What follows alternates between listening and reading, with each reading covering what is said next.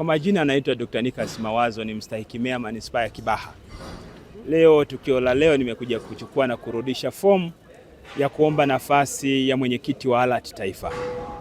Uchaguzi huu utafanyika kesho kutwa kama Mwenyezi Mungu atajalia kama ilivyopangwa.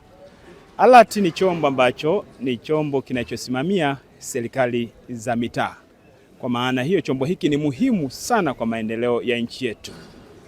Tulichojipanga nacho hasa kwa mimi mwenyewe ninapokuwa naomba nafasi hii ni kuhakikisha kwamba chombo hiki sasa kinakwenda kuisaidia serikali, kwenda kuisemea serikali kwa wananchi, kwa sababu sisi serikali za mitaa ndio tunaoletewa fedha za serikali na kuzitafsiri kuzipeleka kwa wananchi. Kwa mfano serikali inaleta bilioni 1. Sisi serikali za mitaa tunapeleka hospitali. Serikali inaleta bilioni 2. Sisi serikali za mitaa tunajenga mashule. Serikali inaleta bilioni 5. Tunakwenda kutengeneza lami na barabara kwenye halmashauri zetu. Kwa hiyo sisi kama serikali za mitaa ni lazima mamlaka hii sasa, ambayo kama Mwenyezi Mungu atajalia nitachaguliwa kuwa mwenyekiti wake, tutakwenda kuisaidia serikali kusema mazuri ya serikali kwa wananchi, lakini pia kuwasemea wakurugenzi wetu kwa sababu wanafanya kazi muda mwingi. Wakurugenzi wa halmashauri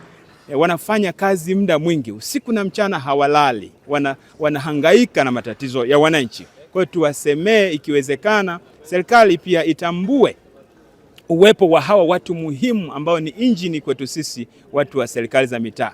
Kwa hiyo waangaliwe kwa jicho la pekee sana.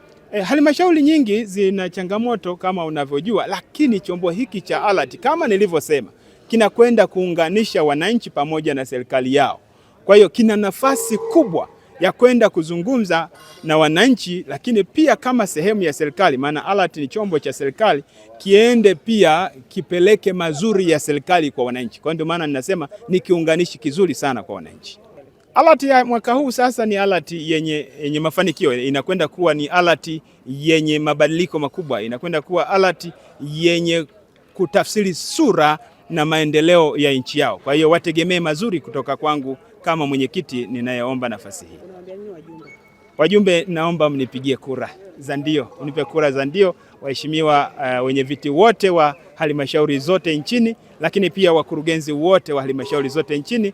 Naomba mnitume nikafanye kazi hii ya kuwaunganisheni nyinyi pamoja na serikali. Mimi nimekuwa ni mzoefu sana katika nafasi za uongozi. Nimekuwa mwenyekiti wa makampuni mengi, nimekuwa mwenyekiti wa bodi nyingi, nimekuwa nikifanya shughuli za kisiasa kwa muda mrefu, nimekuwa ni mjumbe katika kamati nyeti za Chama cha Mapinduzi. Kwa hiyo siwezi kushindwa kuwa mwenyekiti wa chombo hiki.